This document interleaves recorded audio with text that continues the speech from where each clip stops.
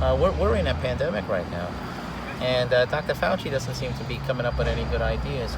So I think it's gonna be the home experimenter who's going to save the day. Well, my wife's an artist, and it sometimes takes her a long time to make a painting, and my monkey Jiggles. She I don't know, something got into her, and she just started to rip down the paintings. Long story short, my wife walks in the door, sees the monkey going crazy, says to me, "What the hell is going on?" I say, I'm in the midst of an experiment right now. If you can just calm down and give me a second." She freaks out. She tells me, "You're gonna have to get the hell out of this house, and that monkey's gotta go." So now I'm living in my car. She threw me out. I had to bring the monkey back to the laboratory. Now I think I'm gonna do rats. What I'm gonna do is I'm gonna get a rat, and I'll keep the rat in my car, and I'll just give it. What I'm thinking about doing is mixing a baby aspirin with liquid nitrogen. You put that directly in the vein. I don't know if you've ever spent any time actually talking to or conversating with a rat, but they're an intelligent animal, or should I say rodent. They are in the rodent category. First, I got to inject them with the COVID. I got to get them sick first. Sorry, but that's the way experimentation works. You get them sick first, and then you see if you can cure them. So I got about a dozen rats living in my car in the back there. I got them in a little box with a little plastic roof on top of it. I try to make it nice in there. I put a little carpeting on the floor, put a little bit of food in there for them. So the first injection I did, the rat just died straight away. So I thought I just put a little check mark in my book. No good. It did. And then the second rat that I did a little bit of a tweak with the recipe. I added a little paprika, and this caused the rat a little bit of disorientation. So he died, but he walked around in a circle 2 or 3 times, and then he died. It was sad. Rufus was his name. The third rat I was working with, Penelope, she's a white rat, and white rats can be very unpredictable. Okay. This one particularly unpredictable. Didn't like to sit still. Didn't like to pay attention. Sometimes, got defiant with me, and I had to give it a good talking to. So this was an interesting reaction. Hopping. Yeah, Penelope started to hop on 2 legs, kind of like a kangaroo. And I thought, oh, that's interesting. Well, she died, but she hopped.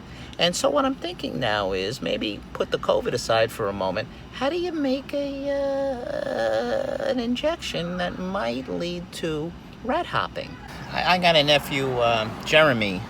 He's 8 years old, and he's shown a keen interest in science and experimentation. I've been going back and forth about whether or not I want to do some human studies. Some human experiments.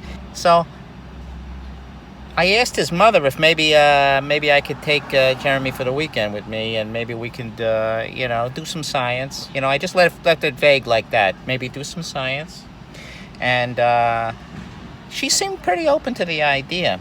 So what I'm going to do is I'm going to take Jeremy, and shoot him up with some stuff and see what kind of reactions I get out of him. I've been really honing in on perfecting the hopping potion that I've been working on for the rats, and I thought, boy, if I can get this thing to work on Jeremy, that opens up a whole new world, doesn't it? I mean, think about it. If I could cause a long distance hopping in humans, you think about how that's going to change the sport of running. Running will be a thing of the past. Just think about this, though. Hopping. That they'll hop the marathon, you see, instead of walking it. Yeah, they'll be making jokes like, "Hey, remember when we used to walk the marathon before they made that invention to make us all hop?" That's how legends are made, and that's how revolutions begin. When one simple person sitting in his car because his wife has banished him from his home, come up with an idea that no one has ever thought of before. And that's me. You know, I noodle around with different things. I put different liquids into different combinations in different rations and ratios. I got all kinds of beakers. I got a Bunsen burner back there that I use every once in a while, but I gotta be careful, because if I use the Bunsen burner at night, I got the cops looking into my car seeing what's going on over here if they think I'm doing drugs. They don't know that my car is a laboratory, okay? In this car, I am trying to save the world, okay? I may not be able to come up with the COVID vaccine, but I'll tell you one thing. One day you're gonna look out the window and you're gonna see a lot of people hopping around. And when you see that, when you see people using their legs in a new, innovative way that's never been thought of before, you're gonna think of me. You're gonna say, geez, that guy, I'm really glad he stuck by it. I'm really glad he stayed in his car and he worked hard to find his way, because we're the ones who are gonna change the world.